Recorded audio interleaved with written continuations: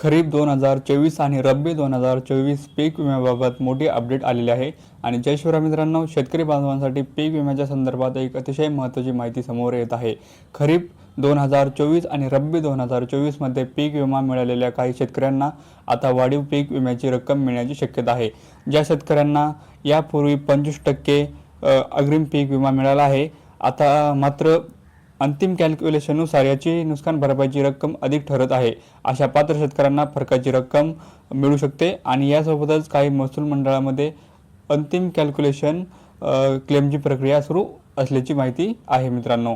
तर त्यामुळे आजच्या या व्हिडिओच्या माध्यमातून आपण खरीप 2024 आणि रब्बी 2024 या पीक विम्याची वाढीव रक्कम कोणाला मिळू शकते यासाठी आपण व्हिडिओ बनवणार आहोत. आणि कॅल्क्युलेशन कसे होऊ शकते आणि आपला क्लेम कसा तपासायचा हे सविस्तर जाणून घेणार आहोत मित्रांनो. तर 25% अग्रिम पीक विम्याचा नेमका कसा मिळू शकतो मित्रांनो, 25% अग्रिम पीक विमा कसा मिळू शकतो. आणि शेतकरी बांधवांनो, खरीप 2024 मध्ये अनेक भागामध्ये अतिवृष्टी, पावसाचा खंड आणि नैसर्गिक कारणामुळे पिकांचे मोठ्या प्रमाणात नुकसान झाले होते. तर या नुकसानीच्या पार्श्वभूमीवरती काही भागामध्ये मध्यावधी नुकसान भरपाईच्या तरतुदीनुसार 25% अग्रिम पीक विमा देण्यात आला होता. तर संबंधित जिल्ह्यामध्ये अधिसूचना वाढल्यानंतर पात्र शेतकऱ्यांच्या खात्यामध्ये अग्रिम नुकसान भरपाईची रक्कम जमा करण्यात आली आहे. आणि काही शेतकऱ्यांना 4,000, 5,000, 8,000 रुपये अशी याप्रमाणे वेगवेगळी रक्कम मिळालेली आहे. मात्र मित्रांनो, अंतिम नुकसान भरपाई नसून अग्रिम रक्कम असू शकते मित्रांनो. तर आता वाढीव पीक विमा मिळू शकतो का, तर आपण बघणार आहोत. तर आता सर्वात महत्त्वाचा मुद्दा समजून घ्या. अग्रिम पीक विमा देताना ज्याप्रमाणे नुकसान गृहीत धरले गेले होते, त्यापेक्षा काही ठिकाणी अंतिम कॅल्क्युलेशनच्या नुकसानीचा प्रमाण अधिक ठरू शकते. तर उदाहरणार्थ, एखाद्या भागामध्ये अंतिम नुकसान 60%, 70% आणि 80% किंवा त्यापेक्षा जास्त निश्चित झाले असेल, तर अंतिम नुकसान भरपाईची रक्कम अगोदर मिळालेल्या अग्रिम रकमेपेक्षा जास्त होऊ शकते. तर अशा परिस्थितीमध्ये आधी मिळालेली रक्कम आणि अंतिम मंजूर रक्कम यामधील फरकाची रक्कम पात्र शेतकऱ्यांना मिळू शकते. तर इथे पुढे बघू शकता.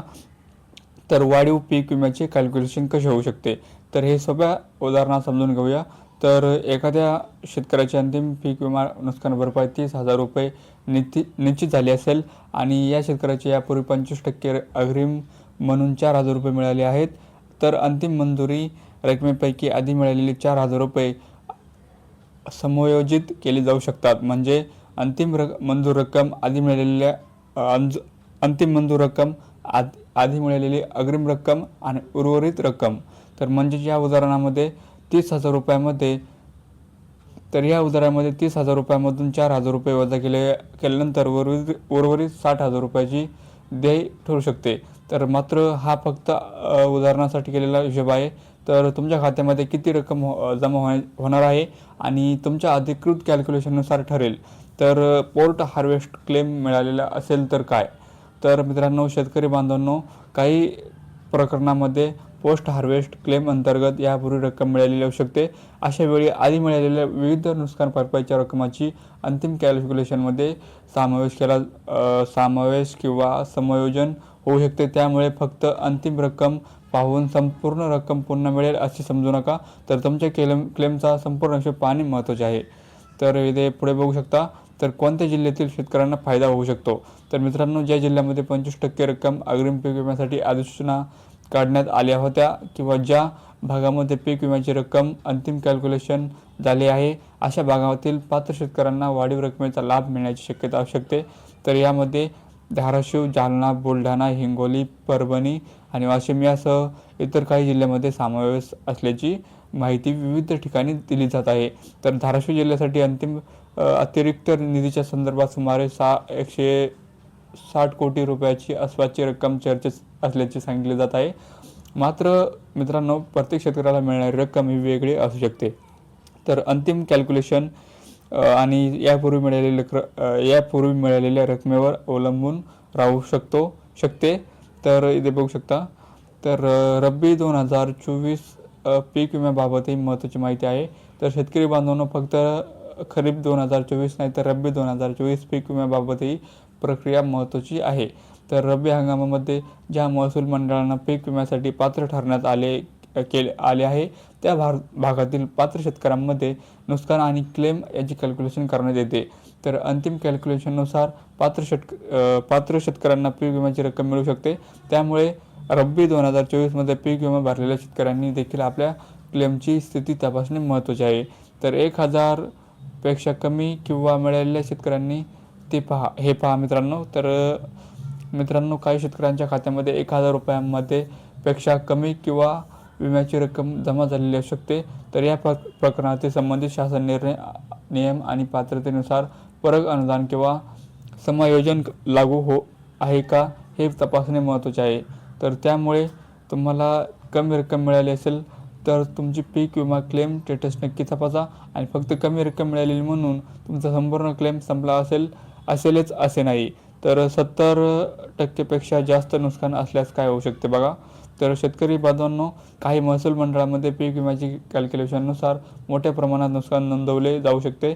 जर कोणा नुकसानीचे प्रमाण 70%पेक्षा जास्त असेल तर संबंधित नियमानुसार नुकसान भरपाईची रक्कम अधिक असू शकते.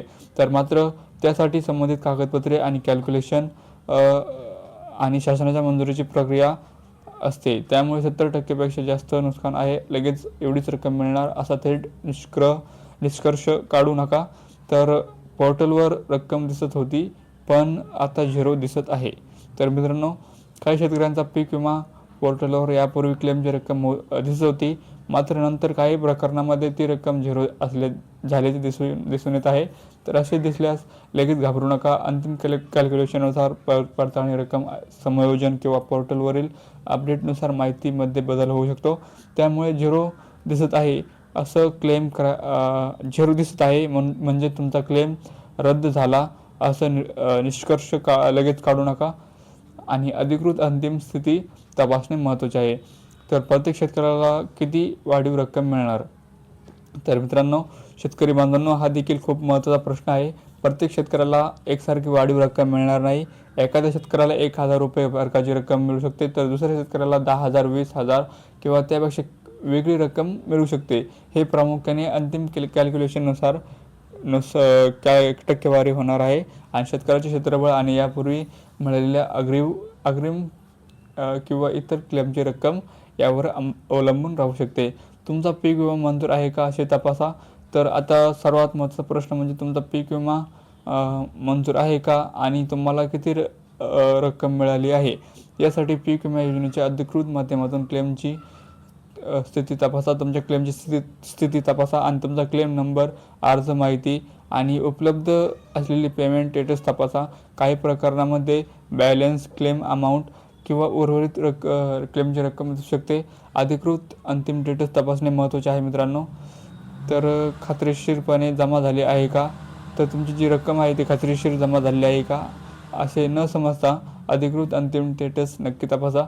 आणि शेतकरी बांधवांनो, एक महत्त्वाची सूचना आहे. तर पीक विम्याच्या नावाखाली सध्या अनेक मेसेज किंवा सोशल मीडियावर फिरत असतात. असे मेसेज मित्रांनो अनेक सोशल मीडियावर फिरत असतात. तर कोणत्याही अनोळखी व्यक्तीला OTP, ATM pin, UPI pin, bank password किंवा इतर गोपनीय माहिती देऊ नका. पीक विम्याचे पैसे मिळण्यासाठी कोणालाही पैसे देऊ नका.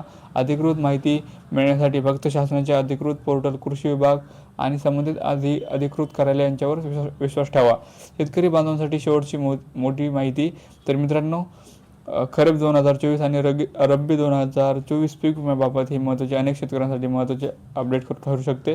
तर ज्या शेतकऱ्यांनी यापूर्वी 25% अग्रिम पीक विमा मिळाला आहे त्यांची अंतिम कॅल्क्युलेशन अधिक झाले आहे किंवा ज्यांचा क्लेम अद्याप प्रक्रियेत आहे त्यांनी आपली पीक विम्याची स्थिती एकदा नक्की तपासा. आणि मात्र लक्षात ठेवा, वाढीव रक्कम किती मिळणार आहे आणि कोणाला मिळणार आहे आणि कधी मिळणार याबाबत अंतिम निर्णय संबंधित अधिकृत कॅल्क्युलेशन आणि शासनाच्या प्रक्रियेनुसारच होईल. त्यामुळे कोणत्याही व्हायरल मेसेजवर लगेच विश्वास ठेवू नका.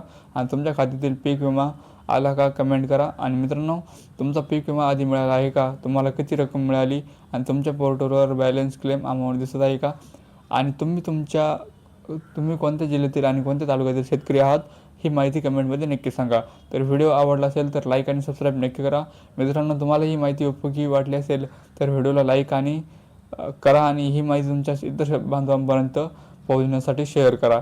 आणि अशाच प्रकारच्या पीक विमा, शेतकरी योजना आणि अनुदान आणि शासनाच्या महत्त्वाचे अपडेट मिळवण्यासाठी आपल्या DM मराठी कॉर्नर या यूट्यूब चॅनलला आत्ता सबस्क्राईब करा. सबस्क्राईब केल्यानंतर बेल आयकॉन दाबायला विसरू नका. जय शिवराय, जय शिवराय, जय महाराष्ट्र, जय जवान, जय किसान. धन्यवाद मित्रांनो.